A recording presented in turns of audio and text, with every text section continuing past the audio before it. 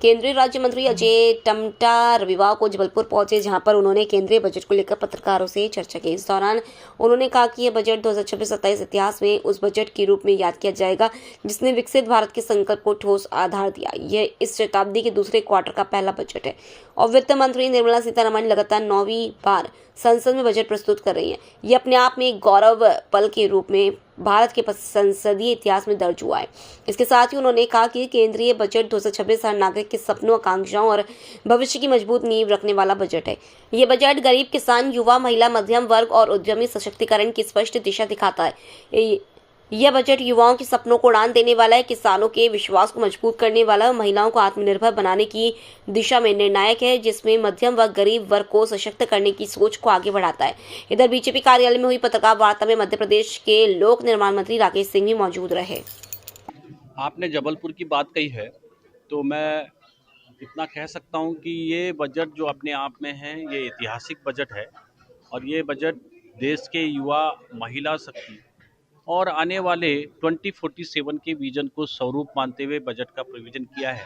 और ये बजट अपने आप में दुनिया की जो शक्ति के रूप में हम आगे लगातार बढ़ रहे हैं, चाहे आर्थिक शक्ति के रूप में हो, चाहे देश के गौरव के बनाने के साथ साथ आप दुनिया के अंदर हमारी भारत का जो गौरव बढ़ा है, जो मांग बढ़ी है, जो लोग बढ़े हैं और वो देश के प्रधानमंत्री नरेंद्र भाई मोदी जी के कारण से आज देश दुनिया में भारत का गौरव के साथ साथ भारत के डेवलपमेंट में भी हम आगे बढ़ रहे हैं। इसलिए मैं कह सकता हूँ कि आने वाले 2047 के विकसित भारत की संकल्पना को पूरे करने वाला बजट है। यहाँ के युवाओं की जो हमारी युवा शक्ति है वो दुनिया के अंदर सर्वोच्च शक्ति के रूप में है। हमारे जो इंफ्रास्ट्रक्चर है, जो हमारे स्टार्टअप हैं, जो हमारे सामर्थ्यवान युवा हैं, जो आत्मनिर्भर भारत की तरफ को हमको ले जा रहे हैं, उस पर केंद्रित ये बजट है। आपके मंत्रालय को कितना हिस्सा मिला है? देखिए, मेरा जो मंत्रालय है लगभग 10 लाख करोड़ से ज़्यादा के काम हमारे देश के अंदर पूरे रोड नेटवर्क को कर रहे हैं। हमने जब 2014 में हमारे पास तब NH 94,000 था। आज पूरे देश भर के अंदर 1.5 लाख किलोमीटर का हमारा नेशनल हाईवे रोड नेटवर्क है। और जो आगे आने वाली जो DPR है, चूँकि वर्तमान में भी हमारा जो बजट इंक्रीज किया है वो 10% इंक्रीज किया है।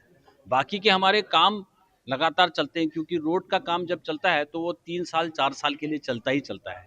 तो इसलिए 12 लाख से करोड़ से ज़्यादा के काम है और 3.25 लाख करोड़ से ऊपर के हमारे लगभग इंक्रीज हुआ है। इसलिए मैं कह सकता हूँ कि रोड नेटवर्क को 2047 को विजन रखते हुए रोड को जो है 2 लेन है तो उसको 4 लेन, जो 4 लेन है वो 6 लेन, जो 6 लेन है वो 8 लेन, जो आने वाले 2047 की ट्रैफिक को संभाल सके, ऐसा ये बजट में प्रोविजन है। अच्छा, ये सर बजट में जो है किसानों के लिए जो है उनकी आय दुगनी करने की जो बात कही जा रही थी, आप देख रहे हैं पिछले 10 वर्षों के अंदर किसानों के साथ नरेंद्र भाई मोदी जी ने जो मार्गदर्शन दिया है, चाहे उनके जितने भी पैकेजेज हैं, जो उनके अपने अपरेटस हैं, उसमें 90% तक सब्सिडी गवर्नमेंट के द्वारा दी जाती है। कहीं 80% की सब्सिडी है, कहीं स्टेट की सब्सिडी को मिलाकर सब्सिडी के साथ साथ किसानों के इनकम को बढ़ाने का काम लगातार देश के प्रधानमंत्री जी के मार्गदर्शन में, चाहे उनको टेक्नोलॉजी प्रोवाइड करना है, चाहे किसानों को सुविधा के रूप में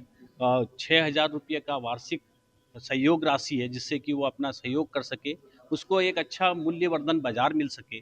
आज हम जो है टेक्नोलॉजी का भी इस्तेमाल करके, अभी हमने कहा भी है कि इस बार जो AI के माध्यम से उसको उसकी क्षेत्रीय भाषाओं के माध्यम से किसानों को गुणकारी फसल कैसे करें और इनकम को कैसे डबल करें, ये वाले एडवांस सिस्टम को भी लिंक किया है जिससे वो अपनी स्थानीय भाषाओं के माध्यम से अपने किसान की उपज को बढ़ा सके।